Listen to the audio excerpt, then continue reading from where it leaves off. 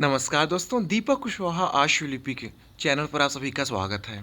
और आज के इस वीडियो में बात करूंगा इलाहाबाद उच्च न्यायालय के अंतर्गत ये जो उत्तर प्रदेश जिला न्यायालय की समूह ग और घ की भर्ती आई हुई थी। तो इसमें परसों ये हुआ कि चपक के धांधली हुई और कुछ लोग पकड़े भी गए हैं, ठीक है। तो एसटीएफ ने इसके जो मुख्य सरगना थे इन सभी को अच्छे से पकड़ा है, एकदम बल भर धुलाई हुई है। तो इस वीडियो में इसी पर बातचीत होगी, क्या कुछ हुआ है, ठीक है, कहाँ का ये मामला है।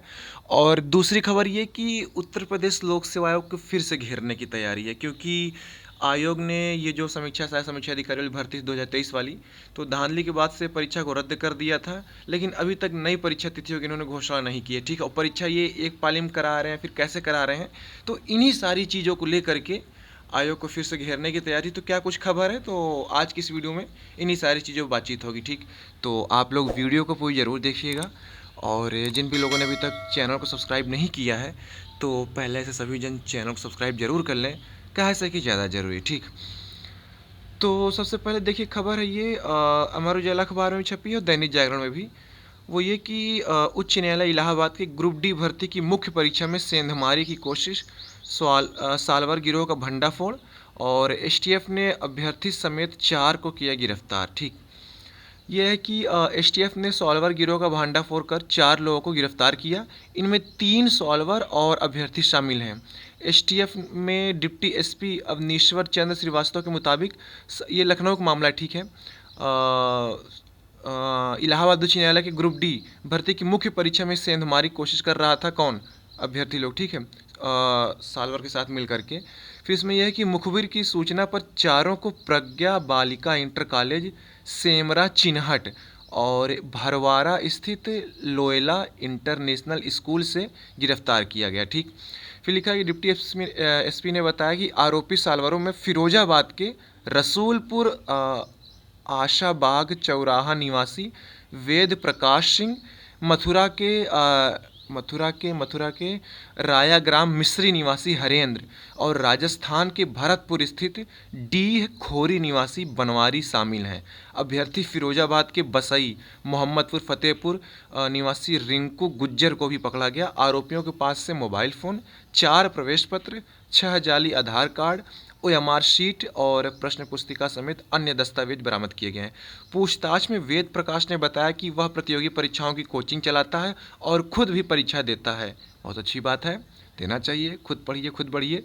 फिर लिखा है कि आरोपी कोचिंग में आने वाले अभ्यर्थियों को पास कराने का प्रलोभन देकर के उनके स्थान पर बैठकर परीक्षा भी दे चुका है। देखो ये हर जगह चलता है, जैसे कि आप किसी कोचिंग से जुड़े हो, ठीक है, तो वो उसमें अपने लोग वो ऐसे रखते हैं कि फिर वो आपको वहीं से उठाते हैं कि अच्छा फलानी परीक्षा होने वाली, क्या तुम्हारा है, क्या भरे हो फॉर्म, अच्छा है तो आओ चलो हम करा देंगे, ये हो गया। और ये सारी चीज़ें आजकल टेलीग्राम पे ज़्यादा चल रही हैं। जितने ज़्यादा सब्सक्राइबर, तमाम तरीके की जैसे जानकारी उसमें दी जाती है, तो वो उसी में से फिर अपने लोग को ही उठा लेते हैं कि अच्छा ठीक है, हम तो जानकारी देते हैं ही हैं आपको, तो आपको भरोसा तो है ही हम पर, ठीक है, तो इसकी मतलब हमारी पैठ अच्छी खासी है, तो लोग फिर उनसे संपर्क करते हैं। तो इस तरीके से जुगाड़ खेला होता है।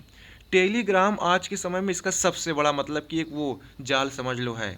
जितने ज़्यादा सब्सक्राइबर उतनी अच्छी खासी उनकी पकड़ होती है उस चीज़ में जिसके बारे में वो जानकारी देते हैं, फिर बस वहीं से कहानी शुरू होती है। फिर इसी तरीके से ये ऑफलाइन कोचिंग वगैरह में भी होती है, ठीक। अब ये तो केवल एक चीज़ का जिक्र है, ऐसे बहुत से खेल हो रहे हैं, ठीक है। खैर, तो ये हो गया। इस बीच उसकी मुलाकात प्रतियोगी परीक्षा की तैयारी करने वाले रिंकू गुज्जर से हुई, दोनों में दोस्ती हो गई। इस बीच रिंकू ने लेखपाल का फॉर्म भरा। इसमें रिंकू की जगह वेद प्रकाश ने परीक्षा दी थी। इसी प्रकार उच्च न्यायालय की ओर से आयोजित ग्रुप डी की भर्ती परीक्षा में भी रिंकू के स्थान पर वेद प्रकाश भैया परीक्षा दे रहे थे। तो रगड़े गए हैं, चारों की फ़ोटो आप देख सकते हैं, ठीक है। तो केवल ग्रुप डी की मतलब जिक्र है इसमें, ग्रुप डी परीक्षा जो भी आपकी 9 तारीख को हुई थी ना, तो केवल उसकी परीक्षा की बात हो रही, ना कि स्टेनो क्लर्क, ठीक है, उसका तो कहीं चर्चा नहीं इसमें। खैर, अन्य सवाल भी पकड़े गए हैं, ठीक है। तो ये सारी चीज़ें हो गई।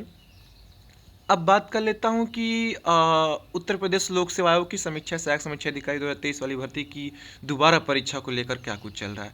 तो ये है कि कल इलाहाबाद में ही कुछ बैठक अभ्यर्थियों ने की थी अपनी, कि क्या कुछ रणनीति बनाई जाए, कैसे आयोग को घेरा जाए। और जिस तरीके से पिछले साल ये धरना प्रदर्शन हुआ था, तो फिर से इस बार धरना दिया जाए, ठीक है।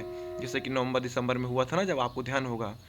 तो अब यही है कि आरओ पर निर्णय का इंतजार, अब आंदोलन की तैयारी। प्रदेश की सबसे बड़ी भर्ती संस्था यूपीपीएससी की कार्यप्रणाली पर बढ़ा असंतोष। ठीक है, लिखा है समीक्षा सहायक समीक्षा अधिकारी की प्रारंभिक परीक्षा 2023 की तिथि घोषित होने का इंतजार कर रहे अभ्यर्थियों का सब्र अब टूटने लगा है।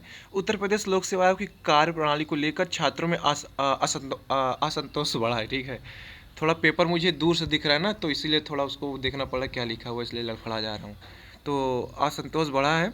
उन्होंने परीक्षा के लिए एक बार फिर आंदोलन की तैयारी कर ली है। ठीक, और इनका कहना है कि अभ्यर्थी चाहते हैं कि पूर्व की भांति एक ही दिन में पूरी परीक्षा करा लीजिए। हालांकि आयोग ने समस्या का समाधान अभी तक नहीं निकाला है, बल्कि इस मामले को टालने के लिए परीक्षा को ही टाल दिया है। आयोग ने एक कमेटी का गठन कर अभ्यर्थियों को आश्वस्त किया कि जल्द रिपोर्ट आ जाएगी, इसके बाद परीक्षा के प्रारूप व तिथि पर निर्णय लिया जाएगा। हालांकि अभी तक कमेटी कोई फैसला कुछ नहीं निकल के आया कि क्या कुछ कैसे होना है। तो यही है कि इस बार अब फिर से अभ्यर्थियों ने ठान ली कि हाँ, अब की आयोग को फिर से घेरना चपक के। ठीक, और सुनने में कुछ न कुछ अरे गुप्त सूत्रों से जो निकल के आता रहता है कि जून जुलाई में आपकी परीक्षा कहीं जाकर होगी, मई जून जुलाई में। ठीक है, तो अब ये सारी चीज़ देखने वाली बात है कब तक कराते हैं, वरना ये है कि फिर से आयोग को घेरने की तैयारी चल रही। तो आप लोग अपना अलर्ट मोड में रहिए। जिस दिन भी जो आपके अगुवाई करता लोग हैं, अब इसके बारे में आप लोग ज़्यादा जान सकते हैं, तो आप लोग ग्रुपों में एक्टिव अपना रहिए, और जहाँ जिस दिन बुलाया जाए तो आप लोग पहुँचिए फिर। ठीक है, अपनी बात वहाँ जाकर रखिए और आयोग से मांग कीजिए शांतिपूर्ण तरीके से कि हाँ, आपकी परीक्षा तिथि घोषित की जाए। और सही बात है, जो भर्ती पहले आ रही है उसको आप नहीं कुछ देख रहे, जो बाद में आ रही है निपटाए जा रहे हैं, या फिर 6 महीना होने को चला, आप क्या कर रहे हैं ना, हाथ में हाथ धरे बैठे हैं बस, और कुछ हो भी नहीं रहा है। तो ये सारी चीज़ें हैं। तो आप लोग ग्रुप से जुड़े रहिए, जहाँ कहीं भी जुड़े हों तो उसमें आप लोग खुद ही बताया जा रहा होगा, बाकी अखबार के माध्यम से भी जानकारी मिल रही है, बाकी यूट्यूब टेलीग्राम तो जिंदाबाद है ये। ठीक है, तो जिस दिन जहाँ पर भी आपको बुलाया जाए तो आप लोग जाइए, अपनी बात रखिए। ठीक, तो ताकि आपकी परीक्षा तारीख को फिर से घोषणा हो सके। तो ठीक है, आज की इस वीडियो में बस इतना ही था। पूरा वीडियो देखने के लिए धन्यवाद। जय बजरंगबली। एक छोटी सी खबर और है कि लोक सेवा आयोग की भर्ती अपर निजी सचिव, ठीक है, इसके जजमेंट को लेकर के तो अभी तक फैसला कुछ आया नहीं है। तो आप लोग इंतज़ार करिए कि इसी मार्च के आखिरी तक में हो सकता है कि फैसला दे देंगे। तो उसमें ये होना है कि फिर से कुछ अभ्यर्थियों की रीटाइपिंग होनी है, केवल टाइपिंग परीक्षा।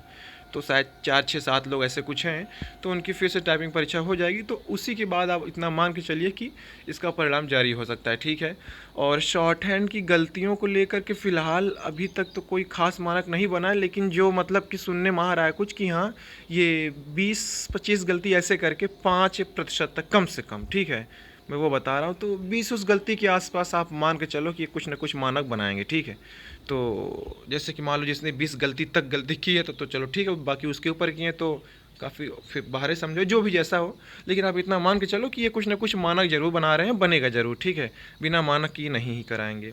बाकी देखिए क्या कुछ होता है। ठीक, तो ठीक है, बस इतना ही था आज की इस वीडियो में।